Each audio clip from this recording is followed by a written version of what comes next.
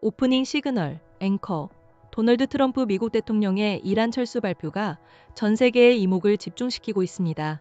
2에서 3주 안이란 철수, 과연 길고 긴 전쟁에 막이 내려질 수 있을지 그 귀추가 주목됩니다.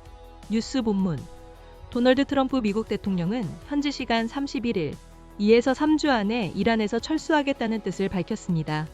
지난 2월 28일 시작된 이란 전쟁이 종결될 가능성에 관심이 쏠리는 대목입니다. 트럼프 대통령은 그동안 여러 차례 이란 전쟁에서의 승리를 선언해왔습니다. 하지만 이번에는 마수드 페제시키안 이란 대통령 역시 전쟁을 끝내겠다는 의지를 처음으로 내비쳤습니다. 페제시키안 대통령은 온건파로 분류되지만 전쟁 이후 강경파 성직자와 혁명수비대가 장악한 이란 지도부 내에서 그 영향력은 미약하다는 평가입니다. 트럼프 대통령은 한국 시간 2일 오전 10시 대국민 연설을 가질 예정입니다. 이 자리에서 이란이 협상 테이블에 오지 않더라도 핵무기 보유는 막았기에 전쟁 목표를 달성했다는 기존 입장을 되풀이할지가 주요 관전 포인트입니다. 한편 트럼프 대통령은 이란이 봉쇄한 호르무즈 해협뿐 아니라 핵무기 10개를 만들 수 있는 60% 고농축 우라늄 450kg에 대해서도 더 이상 문제 삼지 않겠다는 입장을 내놓았습니다. 호르무즈 해협 개방과 고농축 우라늄 수거는 이란 전쟁에서 미국이 달성하기 가장 어려운 목표로 꼽혔던 과제였습니다. 하지만 트럼프 대통령은 호르무즈 해협 문제는 다른 국가들이 해결해야 할 사안이라며 선을 그었습니다.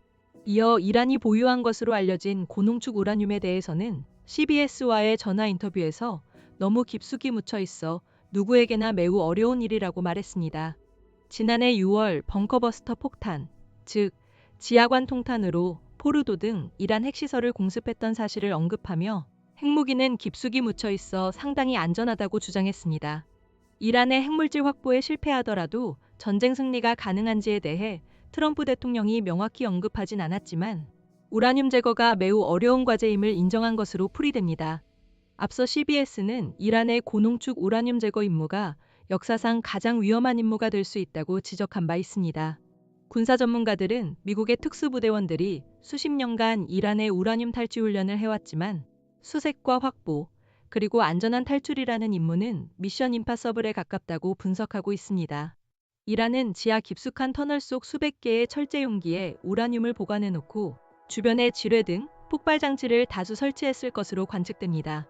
트럼프 대통령이 이란 공격 작전, 장대한 분노 작전을 시작하며 대국민 영상 연설에서 언급했던 1979년 미국 대사관 인질 사건.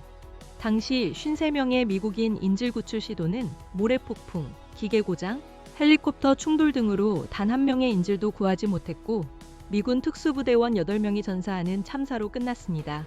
444일간 억류됐던 인질들은 모두 무사히 풀려났지만 미국의 자존심은 깊은 상처를 입었습니다. 이란의 우라늄 수거 역시 이와 비슷한 수준의 어려움이 예상됩니다. 클로징, 미국과 이란의 복잡한 관계가 새로운 국면을 맞고 있습니다. 앞으로의 상황 전개를 면밀히 주시하겠습니다. 클로징 시그널.